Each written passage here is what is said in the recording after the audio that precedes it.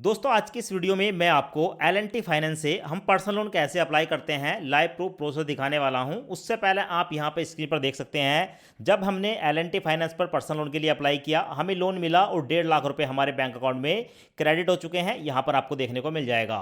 दोस्तों होता क्या है कि कई बार हमें अर्जेंट में पैसों की ज़रूरत होती है और पैसे नहीं होने के कारण हमारे बहुत से काम रुक जाते हैं।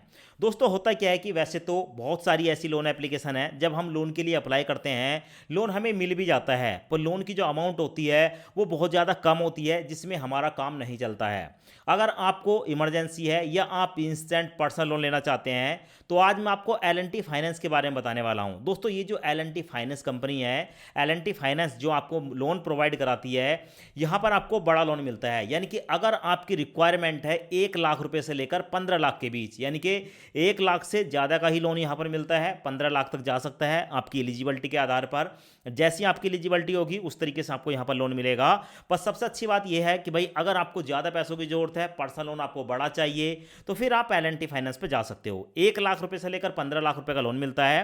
पर दोस्तों यहाँ पर लोन लेने के लिए इसका कुछ एलिजिबिलिटी क्राइटेरिया है जिसके बारे में आपको पता होना चाहिए, क्योंकि लोन अप्लाई करके मैं आपको दिखा दूंगा, आप देख भी लेंगे, पर दोस्तों अगर आपका एलिजिबिलिटी क्राइटेरिया लोन एप्लीकेशन के हिसाब से सही नहीं हुआ तो फिर आपकी जो एप्लीकेशन है वो रिजेक्ट हो सकती है। तो सबसे पहले हम देखेंगे कि भाई L&T फाइनेंस लोन एप्लीकेशन, ठीक है, यहाँ पर कौन कौन से रिक्वायरमेंट मांगती है, यानी कि कौन कौन सी एलिजिबिलिटी क्राइटेरिया के साथ आती है। तो सबसे पहले आपकी जो एज है वो होनी चाहिए 25 से लेकर 45 साल के बीच, ठीक है, 25 से कम नहीं चलेगी, 45 से ज़्यादा नहीं चलेगी।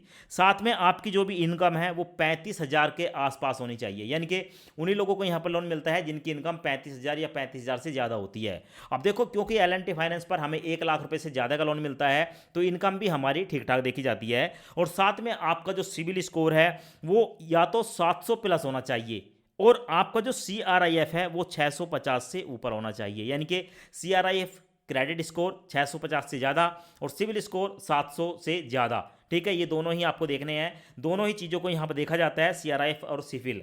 साथ में आपको जो लोन मिलेगा वो मैंने आपको बताया 1 से लेकर 15 लाख रुपए के बीच मिल जाता है। तो अब मैं आपको लोन अप्लाई करने का लाइव प्रूफ प्रोसेस दिखाने वाला हूँ। पहले एक बार आप प्रोसेस देख लें, उसके बाद लोन के लिए अप्लाई करें। तो जैसे ही आप लिंक पर क्लिक करेंगे सीधे प्ले स्टोर पर आ जाएंगे। यहाँ पर आपको देखने को मिलेगा L&T फाइनेंस, और ये जो L&T फाइनेंस नाम की कंपनी है यहाँ पर इंस्टॉल देखने को मिलेगा, आप इसको इंस्टॉल कर लेंगे।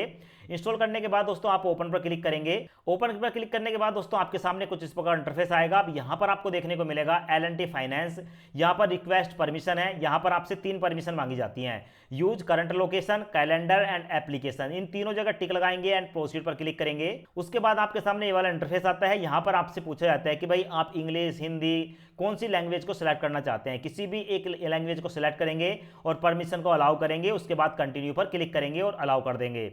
अब यहाँ पर दोस्तों आपके सामने ये वाला इंटरफेस आता है, अपना यहाँ पर मोबाइल नंबर डालना होगा। मैं आपकी जानकारी के लिए बता दूं, यहाँ पर आप अपना वही मोबाइल नंबर डालें जो आपके आधार कार्ड से लिंक है, ठीक है। तो आधार कार्ड से लिंक वाला मोबाइल नंबर डालेंगे, लॉगिन पर क्लिक करेंगे। उसके बाद आपके मोबाइल नंबर पर एक OTP आएगा, OTP यहाँ पर डालेंगे, ठीक है, एंड कंटिन्यू पर क्लिक करेंगे। उसके बाद दोस्तों आपके सामने ये वाला इंटरफेस आएगा। अब यहाँ पर है चूज पिन। अब यहाँ पर दोस्तों बताया जाता है कि इस ऐप को, ठीक है, ओपन करने के लिए आप एक सिक्योरिटी पासवर्ड बना लें, 4 अंकों का कोई भी सिक्योरिटी पासवर्ड बना लें, जैसे 1 2 3 4, या कोई रैंडम पासवर्ड डाल सकते हैं 3 4 4 5 5 6।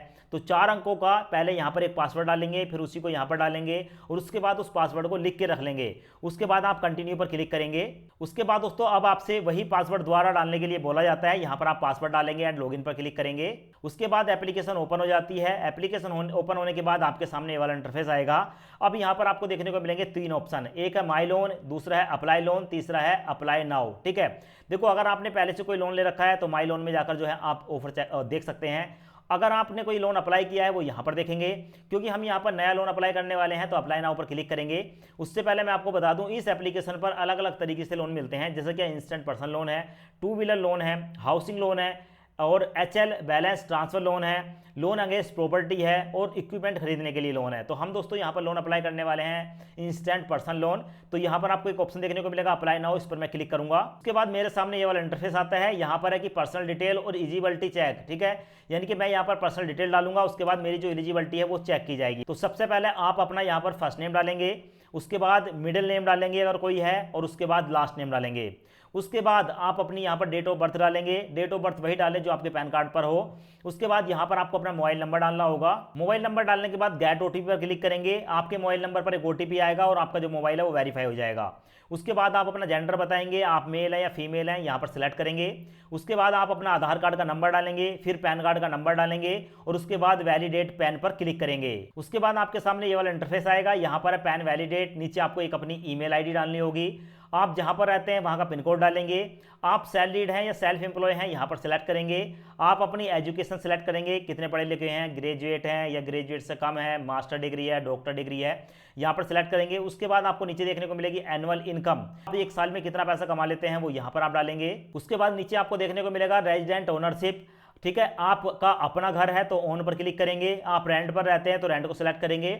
अब यहाँ पर रिक्वायर्ड लोन अमाउंट, आप कितना लोन लेना चाहते हैं, तो जितने पैसों की आपको जरूरत है वो अमाउंट आप यहाँ पर डाल देंगे। उसके बाद नीचे देखने को मिलेगा आपको पर्सनल लोन का पर्पस, आप इस लोन को क्यों लेना चाहते हैं, यहाँ पर क्लिक करके आप अलग अलग पर्पस सेलेक्ट कर सकते हैं। उसके बाद यहाँ पर आपको देखने को मिलेगा एक बॉक्स, इस पर आप टिक लगाएंगे एंड नेक्स्ट पर क्लिक करेंगे। दोस्तों जैसे ही मैंने नेक्स्ट पर क्लिक किया, आप यहाँ पर देख सकते हैं मेरे सामने ऑफर निकल कर आया है। मैंने पूरे 7 लाख रुपए की अमाउंट सेलेक्ट करी थी, पर दोस्तों मेरा जो ऑफर निकल कर आया है वो है 1,70,000 रुपए, यानी कि मैं 50,000 से लेकर 1,70,000 रुपए के बीच ले सकता हूं।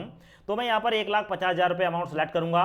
नीचे टेन्योर देखने को मिलेगा, आपसे पूछा जाता है कि भाई आप 12 महीने से लेकर 36 महीने आपको टेन्योर मिल रहा है, तो आप कितने दिनों के लिए इस लोन को लेना चाहते हैं, तो मैं यहाँ पर टेन्योर सेलेक्ट करूंगा। और उसके साथ साथ यहाँ पर बताया गया है कि भाई जो मेरे को यहाँ पर लोन मिलेगा उसका जो रेट ऑफ इंटरेस्ट है वो 18% साल का रहेगा, यानी कि 1.5% पर मंथ रहेगा। तो यहाँ पर मैं नेक्स्ट पर क्लिक करूंगा। उसके बाद मेरे सामने ये वाला इंटरफेस आता है, यहाँ पर है कि भाई हमें जो है पर्सनल डिटेल डाल दी है, लोन का ऑफर हमें मिल चुका है। नीचे आपको देखने को मिलेगा एंटर इंश्योरेंस डिटेल। अब दोस्तों यहाँ पर हमें इंश्योरेंस की डिटेल देनी होगी। अब देखो जो भी हमारा लोन है ना, इस लोन पर एक छोटा सा इंश्योरेंस भी होता है। अब ये इंश्योरेंस क्यों होता है, सबसे पहले ये समझ लें। इंश्योरेंस इसलिए होता है कि भाई देखो ऐसा है कि आज आपने यहाँ से लोन ले लिया, 1 लाख 2 लाख 1.5 लाख जितने का भी लोन मिला वो लोन आपने ले लिया, या किसी व्यक्ति ने यहाँ से लोन ले लिया। जिस व्यक्ति ने लोन लिया है अगर उसकी मृत्यु हो जाए या उसके साथ कोई ऐसी दुर्घटना घट जाए कि वो लोन का जो पैसा है उसको चुकाने में सक्षम नहीं है, उसका कोई एक्सीडेंट वगैरह हो जाता है, अपंग हो जाता है, तो ऐसी कंडीशन में ठीक है ये जो लोन का पैसा है ये इंश्योरेंस वाले देते हैं और आपके परिवार पर कोई भी इसका भार नहीं पड़ेगा। मतलब इंश्योरेंस करने के बाद आपका जो लोन का अमाउंट है वो सिक्योर हो जाता है, आपका जो लोन है वो सिक्योर हो जाता है, ठीक है। तो ऐसी कंडीशन में आपको यहाँ पर डिटेल डालनी होगी, जैसे कि नॉमिनी की डिटेल डालनी होगी, तो यहाँ पर आप नॉमिनी का नाम डालेंगे, नॉमिनी की डेट ऑफ बर्थ डालेंगे, नॉमिनी का जेंडर सेलेक्ट करेंगे, उसके बाद नॉमिनी का रिलेशन क्या है साथ वो सिलेक्ट करेंगे, उसके बाद नॉमिनी का मोबाइल नंबर डालकर आप नेक्स्ट पर क्लिक करेंगे। उसके बाद हमारे सामने ये वाला इंटरफेस आता है अपलोड डॉक्यूमेंट, और यहाँ पर आपको देखने को मिलेगा e-KYC, select e-KYC option please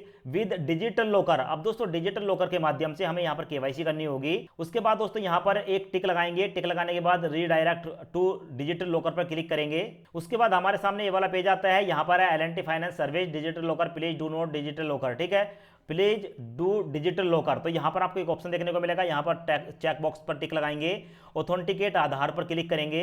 अब उसके बाद आपके सामने ये वाला इंटरफेस आता है, यहाँ पर आप अपना आधार कार्ड का नंबर डालेंगे, यहाँ पर ये कैप्चा देखने को मिलेगा, यहाँ पर डालेंगे एंड नेक्स्ट पर क्लिक करेंगे। उसके बाद आपके मोबाइल नंबर पर एक ओटीपी आएगा, ओटीपी यहाँ पर डालेंगे एंड सबमिट पर क्लिक करेंगे। उसके बाद दोस्तों आपसे परमिशन मांगी जाती है, परमिशन को अलाउ करेंगे और परमिशन अलाउ हो जाने के बाद आपके जो डॉक्यूमेंट है दोस्तों वो सक्सेसफुली सबमिट हो जाते हैं।